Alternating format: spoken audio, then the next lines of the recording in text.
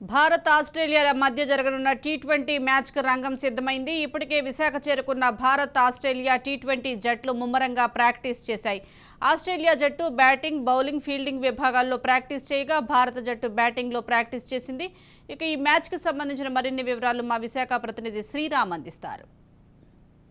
మ్యాచ్ల టీ20 సిరీస్లో భాగంగా మొదటి మ్యాచ్ భారత్ ఆస్ట్రేలియాల మధ్య విశాఖలో ప్రారంభం కానుంది. 23వ తేదీన ఈ మ్యాచ్ జరగనుంది. సాయంత్రం 7 గంటల నుంచి 11 గంటల వరకు కూడా విశాఖలోని వైఎస్ఆర్ ఏసీఏ వీడీసీఏ స్టేడియంలో ఈ మ్యాచ్ నిర్వహించేందుకు ఏసీఏ అన్ని ఏర్పాట్లు కూడా చేసింది.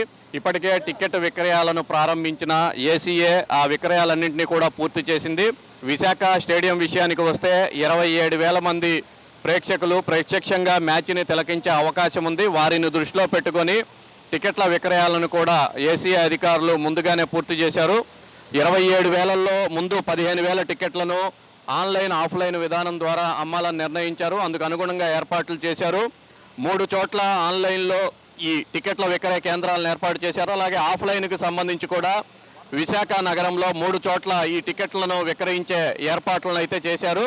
టికెట్ల విక్రయం ప్రారంభమైన కొద్దిసేపటికే అయితే విక్రయాలన్నీ కూడా పూర్తయ్యాయి. అభిమానులు పెద్ద సంఖ్యలో మ్యాచ్ను వీక్షించేందుకు అయితే ఎగబడుతున్నారు. భారత్ ఆస్ట్రేలియాల మధ్య వన్డే ఫైనల్ మ్యాచ్ జరగడానికి ముందే టికెట్ల విక్రయం ప్రారంభమైంది. దీంతో ఈ మ్యాచ్కి అనూహ్యమైన స్పందన వచ్చింది. ఆ మ్యాచ్లో భారత విజయం సాధిస్తుందనుకున్న అభిమానులు పూర్తి స్థాయిలో కూడా ఈ టీ20 మ్యాచ్ కోసం పెద్ద ఎత్తున అయితే టికెట్లు కొనుగోలు చేశారు. అయితే భారత్ ఓడిపోవడంతో క్రికెట్ అభిమానులు కొంతమేరకు అయితే నిరాశ చెందారు. ముఖ్యంగా వన్డే ప్రపంచ కప్లో గతంలో ఎన్నడూ లేని విధంగా 11 మ్యాచ్లు ఆడిన ఇండియా 10ంట్లో విజయం సాధించింది. ఫైనల్లో బోల్తా పడింది. అయినప్పటికీ కూడా భారత ప్లేయర్లు ఆడిన ఆట తీరుపైన అయితే క్రికెట్ ప్రేమికులంతా కూడా సంతృప్తిని అయితే వ్యక్తం చేస్తున్నారు. కప్పు కూడా గెలిచి ఉంటే బాగుండేదనే ఒక అభిప్రాయం అయితే వ్యక్తం అవుతుంది. ఇక ఈ టీ20 మ్యాచ్ని ఆడేందుకు ఆస్ట్రేలియా, భారత్ 2 టీములు కూడా విశాఖకు చేరుకున్నాయి. ప్రస్తుతం మనం చూస్తున్నాము ఆస్ట్రేలియా టీము క్రికెట్ స్టేడియంలో అయితే ప్రాక్టీస్ చేస్తున్నారు. సూర్యకుమార్ యాదవ్ ఈ టీ20 సిరీస్కు మొదటి 3 మ్యాచ్లకు అతను కెప్టెన్గా వ్యవహరిస్తాడు. ఇక మిగిలిన వాళ్ళందరూ కూడా భారత్ ఏ టీంకి ఆడుతున్న ప్లేయర్లే. కేవలం విశాఖ పరిసర ప్రాంతాల వారే కాకుండా ఒరిస్సా, ఛత్తీస్గఢ్ నుంచి కూడా పెద్ద ఎత్తున ఎప్పుడు మ్యాచ్ జరిగినా కానీ ఇక్కడికి వస్తూ ఉంటారు. ఇక మ్యాచ్ జరిగే రోజు వర్షం పడే అవకాశం ఉందని ముందు వాతావరణ శాఖ చెప్పినప్పటికీ కూడా ప్రస్తుతానికైతే ఆ పరిస్థితి అయితే కనిపించడం లేదు. నిన్న ఈరోజు కొంతమేరకు వర్షం కురిసినప్పటికీ మ్యాచ్ కురిసే 23వ తేదీ నాటికి మాత్రం వాతావరణం పొడిగానే ఉంటుందని భావిస్తున్నారు. ఇక పిచ్ విషయానికి వస్తే పూర్తి స్థాయిలో కూడా బ్యాటింగ్కి అనుకూలంగా ఉంటుంది. అలాగే విశాఖ క్రికెట్ స్టేడియం భారత్కు మొదటి నుంచి కూడా అచ్చొచ్చిన స్టేడియం. గతంలో సిరీస్ను గెలవాలనంటే తప్పక విజయం సాధించాల్సిన అనేక మ్యాచ్లు విశాఖలో జరిగాయి. ఆ మ్యాచ్లన్నింటిలో కూడా భారత్ గెలుపొంది సిరీస్లను కూడా కైవసం చేసుకున్న ఘటనలు అయితే ఉన్నాయి.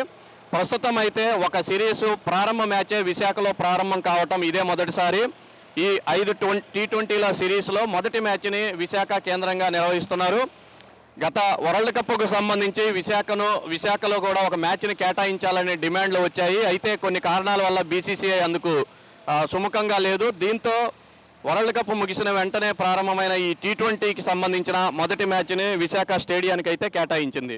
ప్రస్తుతానికైతే 2 టీములు విశాఖకు చేరుకొని పూర్తి స్థాయిలో కూడా కసరత్తు చేస్తున్నాయి.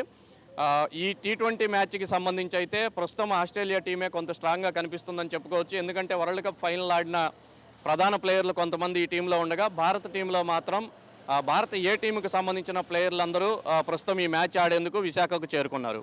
ఇది టీ20 మ్యాచ్కి సంబంధించిన పరిస్థితి.